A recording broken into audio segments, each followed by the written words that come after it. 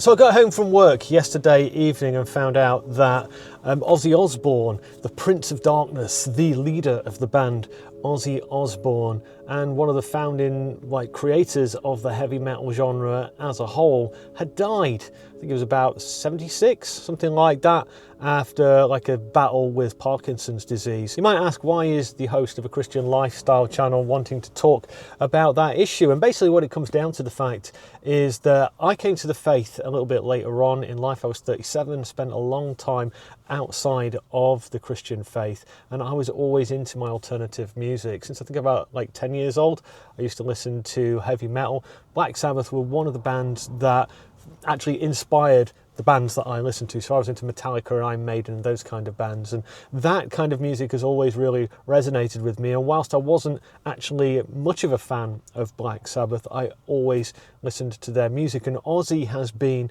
quite an impact on the culture, not only in his band but also in his reality TV thing, At Home with the Osbournes, and him shouting Sharon and all of that lot. And then after coming to the faith, I've kind of stopped listening to secular metal music. I do listen to Christian artists who make a heavier noise, and for the last 4.5 years I've been hosting a rock show on the UCB1 radio station. It's one of the only, I think there's 2 radio stations nationally in the UK that play Christian music, and UCB1 one of those, and they have a specialist slot between 10 and 11 o'clock every evening. Tuesday nights is the alternative music slot, and they asked me to host that. So I'm kind of in this place where I am a Christian, and I'm also somebody who used to listen to Ozzy, his music, and it did have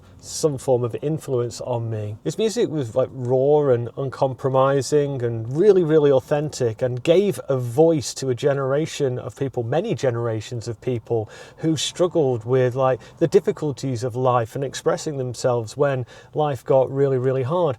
And whilst I don't listen to his music and haven't done for a very, very long time, I can totally understand why many people connected with it. His life was full of lots of struggle. He was chaotic. He had problems with addiction and brokenness. And he was very open about that in his music. And I think that's why a lot of people was drawn to it, because, he wasn't pretending to be anybody that he wasn't. Being honest, a lot of what he stood for stands contrary to my faith and who I am now. It makes moments like this really, really sobering. It reminds me that irrespective of what we kind of put forward into the world as our persona, we're all going to stand before the throne of judgment. And that's a really concerning situation. He was known as the Prince of Darkness, but without the light of Christ, that darkness becomes more than just an aesthetic.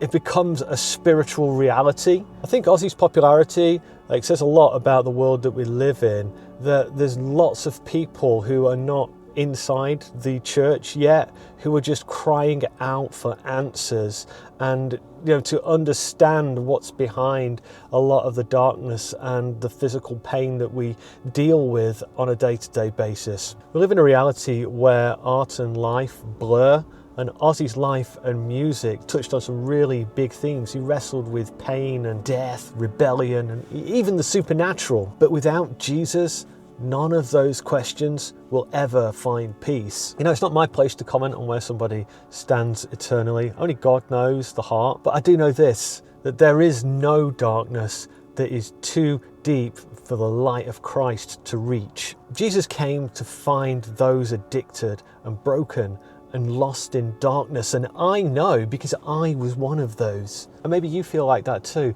but there is hope, not in the fame or in the chaos, but in Jesus. Ozzy's death is a great reminder that life is short and eternity is real, and the gospel isn't just for church people, it's for everyone, even those who we might feel are too far gone. To his family, friends and fans, anybody who's grieving the loss of Ozzy today, prayers are with you.